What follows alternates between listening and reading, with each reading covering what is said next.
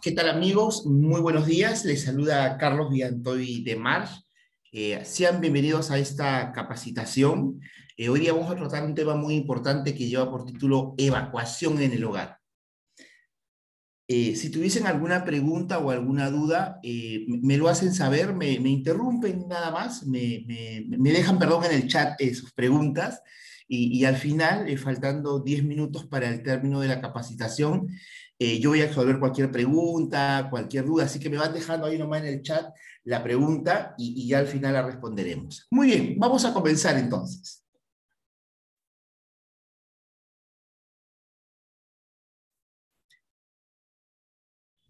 Eh, a ver. Listo. Bueno, lo primero que habría que analizar, vamos a hablar de evacuación, y lo primero que habría que analizar es qué nos dice el concepto, ¿no? ¿Qué cosa es una evacuación? ¿A qué denominamos evacuación, ¿no? ¿Y por qué es importante ese término evacuación? Bueno, la teoría nos dice que la evacuación es el proceso por el cual se desaloja las instalaciones de un local, almacén, oficina, casa, edificio, en forma parcial o total en caso de emergencia. Entonces, vamos a analizar ese concepto para entender bien el significado, ¿no?, de evacuación. Lo primero que nos dice este concepto es que evacuación es un proceso. Entonces, ya sobreentendemos que al tratarse de un proceso, no es algo improvisado, no es algo que se hace por hacer, ¿no? Por el contrario, al ser un proceso, cuenta con pasos, cuenta con pautas. Alguien ya ensayó, verificó, investigó y dijo, ok, esto tiene que ser un proceso. Y efectivamente, ¿no? Es un proceso del cual no podemos saltar del punto A al punto Z, sin antes pasar por B, C, ¿no? Etcétera, etcétera. Entonces, la evacuación es un proceso que es, vamos a conocerlo más adelante, pero lo primero que habría que entender es que no es algo, ya salgo corriendo lo más rápido que se pueda, o ya paso por encima de los demás, ¿no? O voy por donde sea, porque finalmente la cosa es salir, no. Es un proceso, hay un orden, hay unas pautas, hay unos pasos por el cual salimos, desalojamos, nos retiramos, nos trasladamos, ¿no? De las instalaciones de un local, almacén, oficina, casa o edificio. O sea, en cualquier lugar en el que me encuentre, por alguna razón, llámese un sismo, un incendio, una fuga de gas o lo que fuese, ¿no? El evacuar es un proceso, ¿no?, que me permite de manera ordenada, de manera técnica inclusive, retirarme, moverme, trasladarme, salir del lugar de donde esté. Ahora, acá hay otra idea fuerte que hay que subrayar y analizar, ¿no? Dice, en forma parcial o total. O sea, significa que no es que de buenas a primeras ya tengo que salir del punto A al punto B, ¿no? Perdón, del punto A al punto Z, sin pasar antes por otros procesos, por otros mini procesos, ¿no? ¿A dónde quiero llegar para que me entiendan mejor? Les voy a poner un ejemplo, creo que con esto me van a entender mejor. Imaginemos que estemos en un piso 10, y comience un terremoto así, ¿no? Para que tengan una idea, ahorita lo vamos a ver más adelante, pero para que tengan una idea, el sismo de Pisco no pasó de 8. El sismo del 5 no pasó de 8. Fue 7.7, 7.8, si mal no recuerdo. No pasó a 8. No, sismo a partir, terremoto, el terremoto de Pisco no pasó de 7.8, terremoto. Terremoto es a partir de 6.9, 7. Por eso que este temblor que tuvimos la semana pasada se sintió fuerte, porque ya era 6, ya 6.1, 6.2, 6.5, 6.7, 6.8, 7 ya es un terremoto. A partir de 7 ya, porque el movimiento es de mayor intensidad. El de Pisco fue 7.8, si no me parece, o sea, ni siquiera llegó a 8. Entonces, imagínate que tú estás en un piso 10 y comienza un terremoto 8, 8.5, un terremoto fuerte, ¿no? Entonces, tú no la vas a hacer de buenas a primeras, ¿no? Del piso 10 a la calle, al frente del edificio, eso va a ser imposible, ¿no? Entonces, cuando hablamos de una fase, de una evacuación parcial o total, hablamos de una evacuación por fases, ¿no? O sea, probablemente si el terremoto es a las 2 de la mañana, 3 de la mañana, vas a tener que evacuar, pero vas a evacuar por fases, por etapas, por pasos. El primer lugar del cual tienes que salir o retirarte es de repente ese dormitorio donde hay mamparas, donde hay ventanas, y tendrás que moverte en ese mismo departamento a un lugar más seguro, ¿no? Y una vez que identifiques dentro del departamento el lugar seguro, después tendrás que moverte de repente a ese espacio previo a la escalera de emergencia, donde hay un lobby, donde no hay ventanas, previo al ascensor y que da justo a la escalera de emergencia. Y si ahí de repente comienza una réplica, ahí vas a tener que esperar hasta que pase la réplica y de ahí te vas a tener que mover a la escalera de emergencia. Y si estás bajando y viene otra réplica, ahí esperas en la escalera de emergencia y después continúas. Vas por fases, por etapas. No, sí, la idea es salir lo más rápido posible de ese edificio, pero vas por fases, por etapas. Porque si tú vas a aprender a salir corriendo lo más rápido del piso 10 a la calle, va a ser muy difícil que lo puedas hacer y vas a terminar cayéndote, tropezándote, lastimándote, quedando atrapado, etcétera, etcétera. Entonces la evacuación es un proceso del cual nos retiramos de un lugar en forma parcial o total en caso de emergencia. Como ya lo dije, ¿no?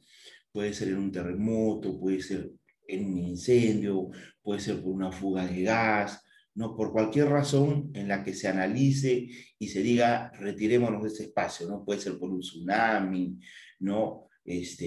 Puede ser por una emergencia de materiales peligrosos, etcétera, etcétera. Perdón. Entonces, en realidad es el concepto de lo que sería pues la evacuación. Entonces, dicho esto, vamos ahora a analizar la principal razón por la cual tendríamos que evacuar, ¿no? Tendríamos que evacuar. Entonces, la principal razón por la que teníamos que evacuar es por un sismo, ¿no? Como veníamos hablando. ¿Qué significa sismo? Sismo viene etimológicamente de la palabra griega seísmo, ¿no? Que significa conmoción, sacudida, temblor de tierra, ¿no? Temblor de tierra. Entonces, un sismo, ya técnicamente hablando, lo que se conoce como un movimiento, un movimiento de tierra, es un rompimiento, lo debemos haber escuchado y siempre cada vez que hay temblores fuertes salen los expertos a hacernos recordar el concepto técnico de lo que es un sismo, ¿no? ¿Y qué cosa es un sismo? Es un rompimiento repentino de las rocas en el interior de la Tierra, ¿no? Las famosas placas tectónicas. Esta liberación repentina de energía se propaga en formas de ondas que provocan el movimiento de la Tierra, ¿no? De la superficie. ¿Qué sucede, no? Debajo de la Tierra se generan rompimientos, movimientos, y ese movimiento genera una energía que va hacia arriba, ¿no? Entonces, nosotros lo que sentimos es esa onda expansiva que va hacia arriba, ¿no? Cuando el rompimiento es mucho más fuerte, obviamente arriba lo sentimos mucho, mucho más fuerte, ¿no? Todos sabemos que hay zonas que son más propicias a este tipo de situaciones. Nuestro país está en una zona sísmica, lo vemos a cada rato, ¿no? El temblor muy fuerte que hubo, el terremoto de Pisco, ayer creo que hubo otro temblor, pero llegó a 4 nada más, en Canta. Vivimos en una zona sísmica, los expertos dicen, ¿no? Que no es bueno el silencio sísmico, por lo menos ya estos movimientos han liberado un poco de energía, pero que Lima como tal, no tiene todavía un movimiento sísmico y ese silencio sísmico, ¿no? Es la antesala que de repente en algún momento va a haber un gran movimiento sísmico, pero bueno, más adelante vamos a entender de que no, tampoco no existe forma de predecir un terremoto, ¿no? Hay una idea, ¿no? Pero no hay una forma tampoco de predecir un terremoto. Pero de que estamos en una zona sísmica, estamos en una zona sísmica. Vamos a analizar ahora un poco de casuística, que siempre es importante para poder entender, para generar conciencia, ¿no? De la prevención de los terremotos. En realidad, ese es el objetivo. Haití, 2010, 7.5, no fue un terremoto, obviamente, ya porque pasó 7 en la escala de Richter, que es la escala que más se utiliza, la escala de Richter, ¿no?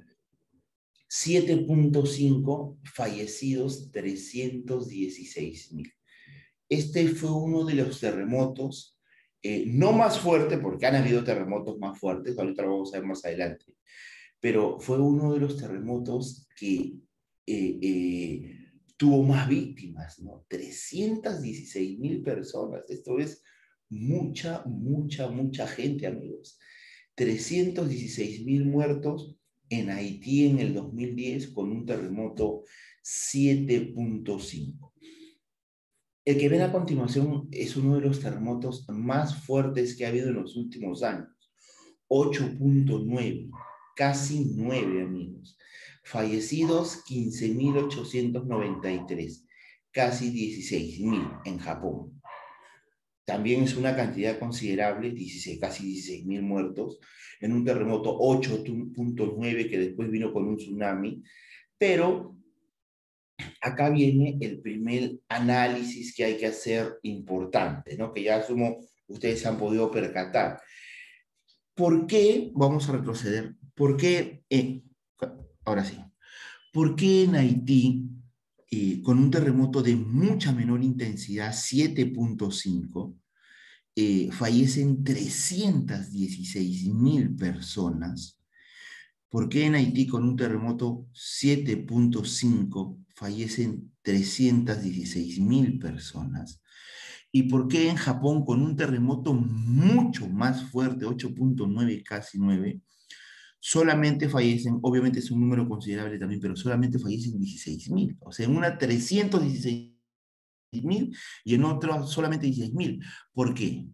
Entonces, el sentido común, ¿no? Y bueno, las investigaciones también de estos hechos concluyen pues que sí, ¿no? La principal razón por la cual en un país hay muchos más fallecidos con un terremoto de menor intensidad y en otro con un terremoto de mayor intensidad hay menos fallecidos es básicamente por tres variables, ¿no? La primera, porque hay países donde el nivel del trabajo, de la prevención, es permanente, constante, involucra a todos, ¿no? A todas las organizaciones, personas. Y Japón, obviamente, por su condición de ser un país sísmico, tiene desarrollada toda una cultura de prevención de sismos, ¿no? O sea, ese ciudadano sabe qué hacer, sabe cómo hacer, conoce muy bien todas las técnicas y procesos de evacuación, ¿no? Se trabaja mucho en prevención. Haití no es un país que haya considerado antes de este terremoto la importancia del trabajo de prevención, ¿no? Y esa es la principal variable, obviamente lógica, por la cual en un país hay más víctimas y en otra menos víctimas, ¿no?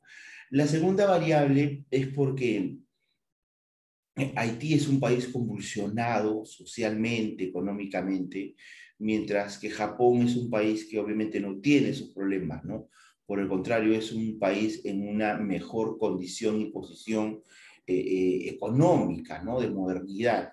En un país como Haití, de repente, lo último en lo que se puede considerar, ¿no? En temas de preocupación es construir cumpliendo correctamente las normas de construcción, ¿no?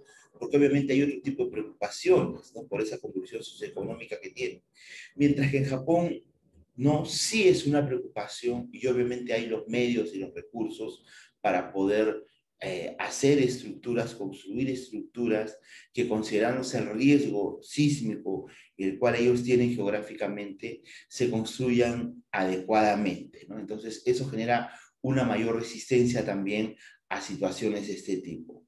Y la tercera razón es también el tema de la experiencia, ¿no? Que va de la mano con la cultura, ¿no? Un país que ya desarrolla por medio de la prevención ciertas habilidades y destrezas para saber manejarse en algunas situaciones, y eso nos lo dan los simulacros o nos lo da una desgracia, ¿no? hace que tú tengas mayor habilidad y destreza para poder actuar correctamente, ¿no? En Haití parece que esa habilidad y destreza, ¿no? Por la falta de experiencia en este tipo de temas, no ayudó mucho, mientras que en Japón sí, ¿no? Ellos tienen la experiencia porque trabajan mucho en prevención, porque tienen también los medios, ¿no? Y porque también son conscientes de los peligros y riesgos de situaciones de este tipo, ¿no? Entonces, ahí radica la diferencia. La pregunta ahora sería para nosotros, ¿no? ¿Cuán preparados estamos si es que llegase en 5 o 10 minutos un terremoto 7.5 nada más acá en la capital, así igualito al de Pisco? ¿Estaremos preparados? Imagínense, un terremoto 8, ¿estaremos preparados? Un terremoto 8.5 o un terremoto 9, ¿no? Entonces, ahí radica la diferencia, ¿no? Vamos ahora ya más a hacer el análisis en nuestra región ya, acá en Sudamérica. En el 2010 también hubo un terremoto fuerte aquí en nuestra región, 8.8, bastante fuerte, fue uno de los terremotos más fuertes aquí en nuestra región, en Chile, y hubieron 525 fallecidos, casi la misma cantidad de fallecidos que en Pisco, ¿no? 8.8, 525 fallecidos. 5 años después, Chile tiene otra vez otro terremoto fuerte, 8.5, 5 años después, pero fallecidos solamente 12. 12. Eh, es probable, y bueno, en realidad es así, de que nuestros hermanos chilenos, después de la experiencia anterior del 2010, ¿no? Donde fallecen 525, obviamente eso los hizo que se prepararan, que tomasen una mayor conciencia en temas de prevención y que al golpearlos nuevamente la naturaleza con un terremoto 8.5, solamente fallecieran 12 personas, ¿no? Entonces, este es el ejemplo más claro en la región de la importancia de trabajar en prevención, de trabajar en prevención. Nuevamente la pregunta sería para nosotros, ¿no? Después del terremoto de Pisco, ¿estaremos preparados? ¿Estará preparado Pisco? ¿Estará preparado alguna ciudad acá de la costa o de algún otro lugar del país? Después de la experiencia fatídica de Pisco, ¿estaremos preparados? Han pasado varios años, ¿ah? Y bueno, ahí está el análisis de Pisco, ¿no? 7.9, ¿no? 7.9 fallecidos, 525, ¿no? Todos nos acordamos de ese terremoto, ¿no? Que fue terrible, que fue fatal, que acá en Lima lo sentimos de una manera terrible, ¿no? El terremoto del día martes nos hizo, perdón, el temblor del día martes nos hizo recordar eso. Es más, en algún momento algunos pensaron que había habido en algún lugar del país un terremoto y que nosotros habíamos sentido, ¿no? La onda expansiva hasta acá, ¿no? Pero bueno, pues gracias a Dios solamente fue un temblor fuerte en Mala, ¿no? Que obviamente se sintió fuerte acá también. Lo de Pisco sí fue un terremoto que obviamente se sintió hasta acá, ¿no? Y nos desnudó, ¿no? Nos desnudó nuestra condición de falta de prevención, ¿no? Entonces, ante ese hecho, amigos, un factor importante, y mañana hay que participar, ¿no? Porque todos los años ese banner que ustedes están viendo a continuación es un banner pasado, es un banner del anteaño pasado en realidad, eh, que hubo un simulacro de sismo y tsunami, y todos los años tenemos simulacros. Creo que el único año, sí, pues, el único año que no hubo simulacro fue el año pasado, porque bueno, la pandemia nos golpeó, ¿no? Y porque justamente el mes de mayo, en el que se hace siempre los simulacros, estábamos en medio del pico más alto de la pandemia, ¿no? Este año no se ha hecho tampoco el simulacro en mayo, eh, porque se pensaba que de repente iba a venir una tercera ola del COVID, pero bueno, igual las autoridades no han querido dejar pasar esto y creo que el temblor del martes confirmó de que era bueno no dejar pasar más tiempo más para hacer un simulacro.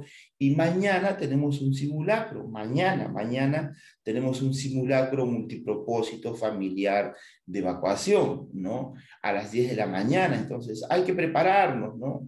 Hay que elaborar nuestro plan, todavía tenemos un poco de tiempo, hay que identificar nuestras rutas de evacuación, hay que tener nuestra mochila de emergencia, hay que ver hacia dónde nos tocaría ir y como yo siempre les suelo decir a las personas en este tipo de capacitaciones, ya el simple hecho de que tú hoy día o mañana temprano, ¿no? Pero trata de hacerlo antes del simulacro de mañana a las 10, estás en casa, el hecho de analizar, pensar y decir, caracoles, ¿qué haría si ahorita empieza un terremoto 7.5, 8, ahorita acá? ¿Qué haría? Ya ese acto supremo de la reflexión, de ponerte en la condición de qué harías, y es un paso gigante. A partir de ahí, ponte a pensar, pues, ¿qué harías? ¿No? ¿Cómo evacúo? ¿Cómo salgo de aquí? ¿Qué pasa si tengo un familiar convaleciente por el COVID? Tengo un familiar con habilidades diferentes, ya tengo lista de mochila de emergencia. ¿Alguna vez aquí en mi edificio, asumiendo que ustedes vivan en un edificio y en un piso alto, se han dado el trabajo de subir, bajar por la escalera de emergencias o subir para verificar que los pasamanos estén en buenas condiciones? Que lo primero, nadie haya colocado ahí un mueble viejo o algo, ¿no? Suele pasar. Entonces, ese acto supremo de ponerte en la condición de qué hacer, te va a empujar, te va a impulsar a hacer, a verificar, a prepararte. Entonces, preparémonos, estamos todavía a tiempo, ¿no? Nos queda más de un día, ¿no? Podemos hacer algo en la mañana, terminando esta capacitación, en la tardecita, en la noche, pero hagamos algo, no dejemos pasar esta oportunidad de participar en este simulacro, porque lo veníamos analizando hace un momento, ¿no? Eh, las desgracias golpean más a los que no se preparan. El pánico desborda más al que no se ha preparado. Y la gente se muere por eso, amigos. Así que hay que prepararnos para el simulacro de mañana. Dicho esto, vamos ya a la primera reflexión de la capacitación de hoy, ¿no? Reactivo, preventivo, que encierra un poco lo que hemos venido hablando. Reactivo, ¿quién es el reactivo? El reactivo, pues, es el que aprende con el dolor, ¿no? O sea, el que aprende cuando ya algo malo le pasa y recién aprende que no debe hacerlo. Y sí, hay algunas cosas en la vida que inevitablemente se aprenden de manera reactiva, ¿no? ¿Cuáles pueden ser, por ejemplo? Montar bicicleta, ¿no? Te tienes que caer unas cuantas veces, ¿no? Nadar, ¿no? O sea, sí tienes que sentir esa sensación de ahogo para no, es inevitable, ¿no? Otra cosa que se manera reactiva, pues son las cosas del amor, del corazón. A veces tienen que romper 2, 3 veces el corazón para entender cómo es eso, ¿no? Todos en algún momento, en nuestra adolescencia, en nuestra adultez, ¿no? Si es que aprendimos un poco más grande ese tema. Sí, hay cosas en la vida que se aprenden de manera reactiva, es inevitable, tienes que pasar por el dolor. Pero amigos, en seguridad, porque acá estamos hablando de seguridad, estamos hablando de seguridad, ¿no? La evacuación, la lucha contra incendios, eso son capacitaciones de seguridad, ¿no? De seguridad y salud ocupacional en este caso, ¿no? En seguridad no podemos aprender de manera reactiva. No, amigos, no. En seguridad debemos aprender de manera preventiva. En seguridad debemos aprender de manera preventiva, o sea, debemos aprender antes de que algo doloroso, malo pase. O sea, no podemos recién aprender de evacuación de sismos cuando después de un terremoto, ¿no? No, o sea, todavía no pasó ese terremoto acá en Lima. Entonces no podemos ser reactivos, tenemos que ser preventivos, ¿no? Aprender del dolor de otros países, como hemos visto, ¿no? De otras situaciones. Y esto confluye en este adagio, ¿no? Que es muy conocido. El ser humano que no reflexiona de las desgracias del pasado está condenado a repetirlas. Sí, amigos. El ser humano que no reflexiona de las desgracias del pasado está condenado a repetirlas. Y aquí en el Perú ya hemos tenido desgracias, ¿no? La de Pisco es la que siempre recordamos, con 525 fallecidos. Pero esa no fue la peor, ¿no? En relación a ese tema de sismos. La peor desgracia que tuvimos en relación a en sismos es la de Huaraz, la de Yungay en 1970, un 31 de mayo, donde a esa ciudad, ¿no?, la golpea un terremoto 7.9, ¿no? Ni siquiera llegó a 8, 7.9 que generó 70.000 muertos, amigos. Ya hemos tenido una desgracia aquí en el Perú, el terremoto de Yungay, que generó 70.000 muertos, 70.000 amigos, ¿no? Ese terremoto fue al mediodía, comienza el terremoto, mucha gente fallece, los sobrevivientes tratan de ayudar a sus víctimas y mientras eso pasaba, viene el desprendimiento de tierra, el aluvión que se había generado obviamente por el terremoto y termina enterrando a los pocos sobrevivientes, ¿no? Prácticamente ahí no sobrevive nadie, 70.000 muertos, amigos. Entonces, esto sí fue una desgracia, ¿no? Solamente que en esa época no había redes sociales, no había banderitas de colores, ¿no? O sea, la información demoraba todavía un poco en llegar, ¿no? Entonces, esto fue una desgracia. Imagínense que recién al día siguiente, porque no lo teníamos, ¿no? Era el 70 también, recién se crea ahí el Sistema Nacional de Defensa Civil, porque no existía. Se crea recién el Sistema Nacional de Defensa Civil. Entonces ya hemos tenido desgracias, amigos. 70.000 compatriotas fallecieron en esa situación, que casi 2 veces el Estadio Nacional. Es mucha gente. Entonces, no podemos esperar que esto se vuelva a repetir para trabajar en prevención. Recuerda, no podemos predecir un terremoto. Un terremoto puede haber ahorita dentro de 5 minutos, dentro de media hora, al mediodía, ahora en la madrugada, dentro de una semana, un año.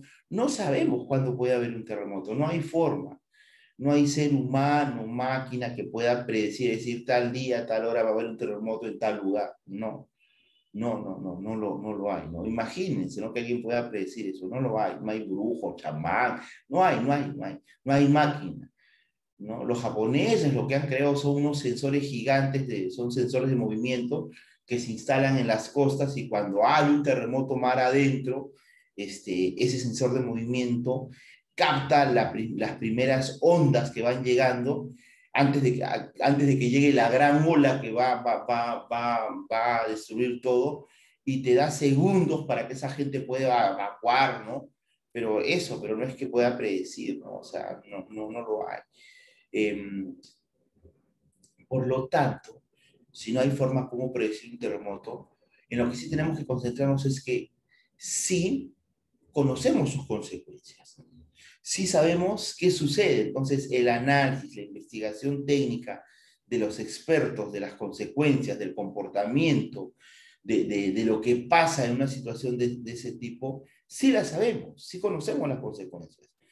Eso nos tiene que ayudar a prevenir. ¿Cuántos tenemos una mochila de emergencia en casa, amigos?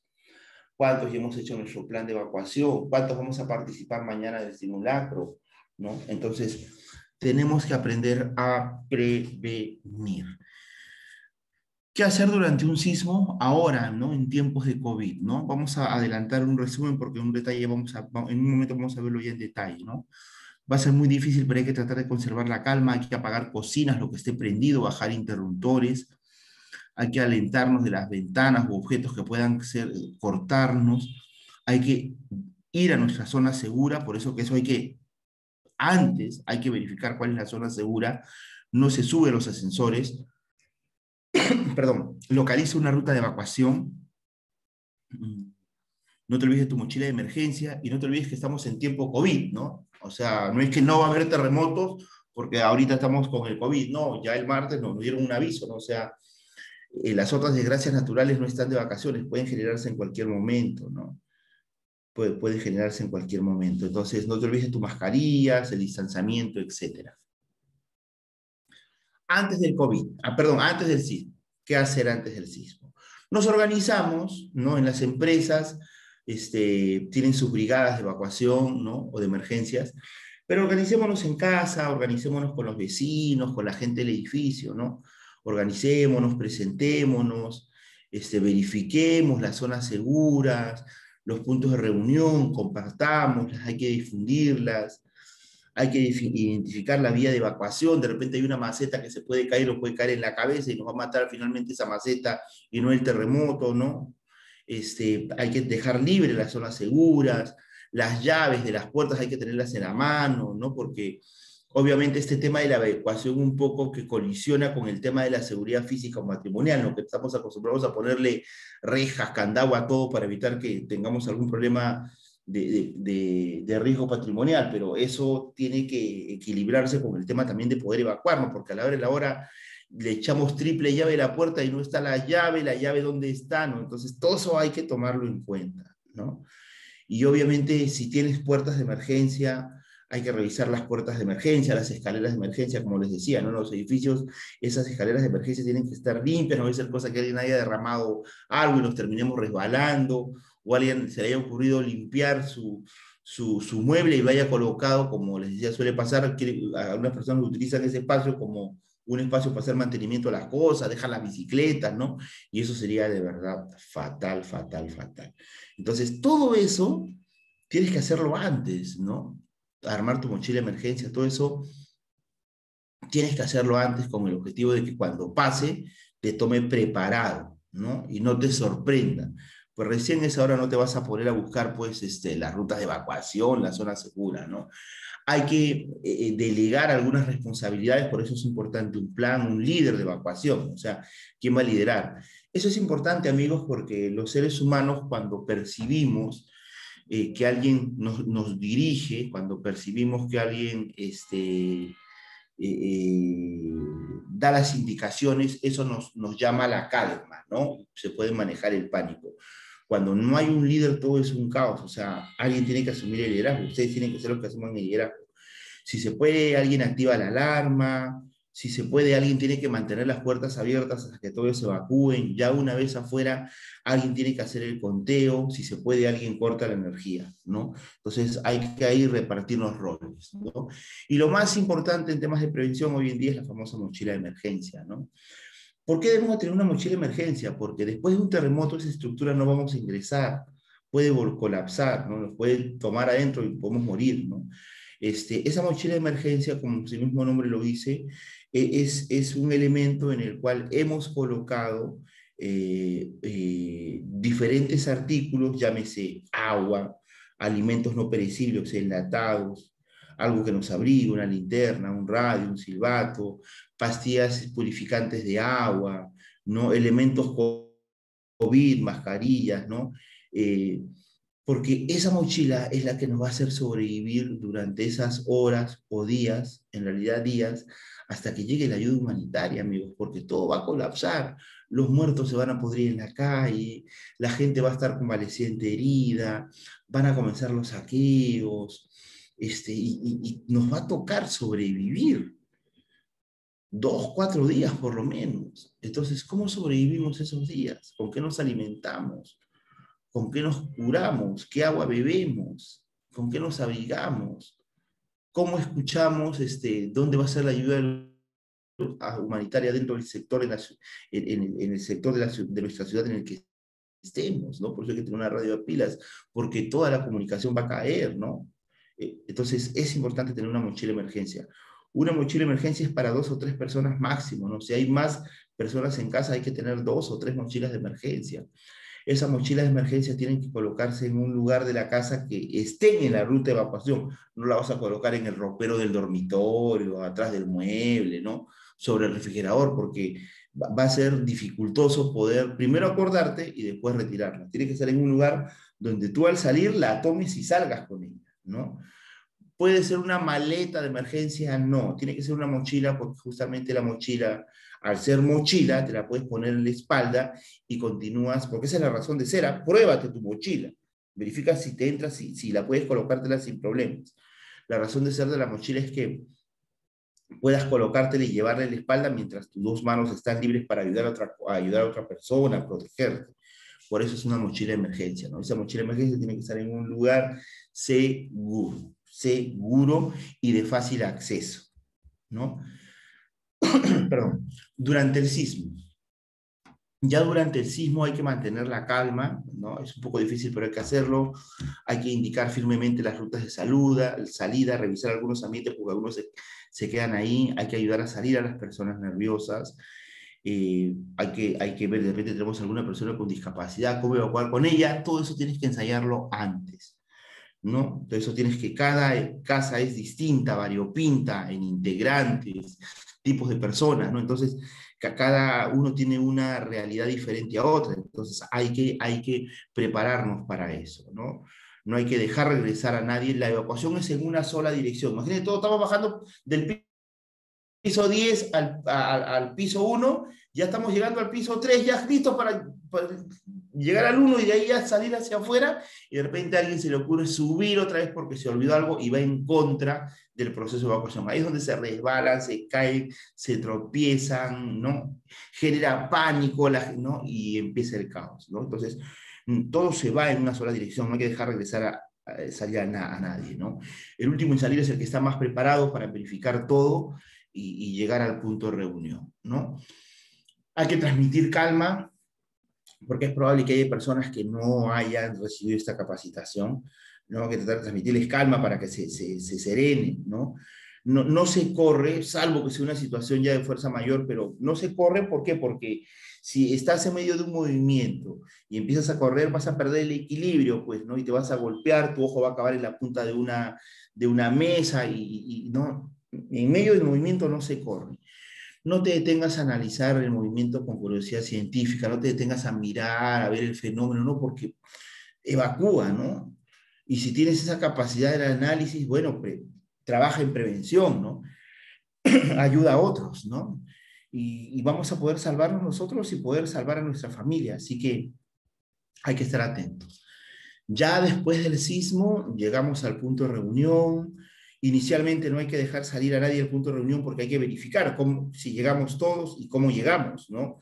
Y obviamente porque también puede venir una réplica, ¿no? Las réplicas son las que terminan haciendo caer las casas, ¿no? Generalmente, si se han cumplido con ciertos protocolos de construcción, por lo menos acá en el Perú se cumplen, hay una obligación y una sanción por no hacerlo, en las construcciones de los últimos 20 años por lo menos, salvo que sea un terremoto 10, 11, o sea que en una ya todo se va a caer, ¿no? Pero no se cae en una todo, ¿no? Va colapsando, se va desquebrajando, pero finalmente lo que hace caer son las réplicas que vienen después, ¿no? Porque siempre por un terremoto hay réplicas. Y sí, 6, 10 minutos después todo eso cae, ¿no? Pero ese es tiempo suficiente para haber evacuado, ¿no? Así te en un piso alto, hay que salir, ¿no? Hay que estar preparado para las réplicas. Por eso, si ya saliste, no hay que retornar. Esperamos ahí porque pueden haber réplicas, ¿no? Se va a interrumpir la comunicación, eso ya lo sabemos. Existe la alta probabilidad, por eso sí sería bueno sacarlos igual los celulares y hay que mantenerlos cargados porque los mensajes de texto es probable que sí lleguen, ¿no? Sí se mantenga eso. Pero la comunicación telefónica por redes sociales va a ser imposible, ¿no? Y si tenemos la suerte que llegue ayuda de emergencia, hay que dejar trabajar a la ayuda de emergencia, que revisen el edificio, la estructura, la casa donde estemos y nos den la recomendación del caso, ¿no? Entonces, por ningún motivo regresamos a la zona afectada hasta que las autoridades lo dispongan. Recuerda, estamos en tiempo de COVID y afuera tendremos que seguir manteniendo el distanciamiento, colocarnos nuestras mascarillas, ¿no? Etcétera, etcétera, etcétera, etcétera. Por lo menos con personas que no son de nuestro entorno, ¿no? Si somos un solo núcleo familiar, obviamente convivimos, así que no había problema, pero cuidado con personas que no pertenecen a ese entorno, ¿no? Igual hay que colocarnos la mascarilla, ¿no? Y finalmente, amigos, hay que tratar de controlar el pánico. El pánico es esa situación, pues, que te hace ver, creer, sentir algo que todavía que no pasa, ¿no? Y lo recibimos por nuestros sentidos del tacto, el olfato, ¿no? O sea, el movimiento, ver que las baldosas se caen, tú piensas que ya te vas a morir, ¿no? Entonces pasan dos cosas, o te paralizas o empiezas a correr como un loco y ninguna de esas dos cosas son buenas, porque te nubla. Entonces, ¿qué hay que hacer? Hay que respirar profundamente para controlar a nuestro alocado corazón, hay que respirar y hay que recordar lo que hemos aprendido, ¿no? Y si estás preparado, mucho mejor. Y hay que ponerlo en práctica. Y de esa manera vas a poder controlar el pánico. Respira y pone en práctica lo aprendido. Por eso que esto no puede ir a nuestra memoria a corto plazo, sino tiene que ir a nuestra memoria a largo plazo, que nos permita siempre tomarlo presente. Sí, siempre tenerlo presente, ¿no? Porque si no, el pánico nos desborda y una vez que nos desborda el pánico, hacemos cosas que no deberíamos hacer. Nos tiramos por la ventana, corremos y nos tropezamos, nos olvidamos de la mochila de emergencia, nos olvidamos que tenemos otros familiares que ayudar, ¿no? Entonces, hay que controlar el pánico. El corazón se va a acelerar, vas a seguramente hiperventilar, pero por eso respira profundo, contrólate y pon en práctica lo aprendido. ¿no? Más pánico siempre tienen las personas que no tienen idea cómo hacer algo, y el pánico obviamente las invade, pero el que sabe qué hacer le va a sentir un poco de temor, de miedo, es totalmente humano, pero tienes que controlarte y actuar conforme a lo que acabas de aprender. Finalmente, amigos, como un consejo, yo siempre comento esto porque, bueno, es así, ¿no? A veces le dedicamos a una maratón de Netflix, eh, le dedicamos, pues, ¿qué? Le dedicamos 4 o 6 horas un fin de semana. A veces le dedicamos a un partido de fútbol 2 horas y después vemos la repetición inclusive. Este, hay que dedicarle, ¿no? Hay que dedicarle a este tipo de actividades de prevención un tiempo, ¿no? Vuelvo a repetirles, mañana ese simulacro familiar de sismo, ¿no? Un feriado en el que obviamente todos vamos a estar en casa, más ahora en esta condición, ¿no? Que algunos hacemos trabajo remoto, o sea, siempre estamos en casa, pero ya mañana feriado, más aún, los pocos que hacen trabajo presencial o los muchos estarán también en casa y participemos del simulacro, ¿no? Es a las 10 de la mañana, levantémonos de repente un poquito antes, hacemos un plan con la familia, conversamos al respecto, verificamos todo, ¿no? Preparamos nuestra mochilita de emergencia, de repente desde hoy en la tardecita, ¿no? O ahora en la mañana, ¿no? Compartimos toda la información, ¿no? Buscamos más información. Esta información está abierta en Internet. ¿Qué hacer en caso de sismo? Y te van a salir 1000 ahí, ¿no? Entonces, preparémonos, revisemos y participemos del simulacro, ¿no? Esa es la mejor manera de saber qué hacer en la praxis ante una situación de este tipo. Y el día martes, tuvimos este movimiento fuerte y es una alerta de lo que nos podría pasar, amigos, ¿ah? Nos podría pasar. Bueno, no sé si hay alguna pregunta, alguna duda, a lo mejor algún comentario sobre este tema, ¿no? No sé si hay alguna pregunta o alguna duda. Con confianza, por favor, déjenme en el chat para poder responderles.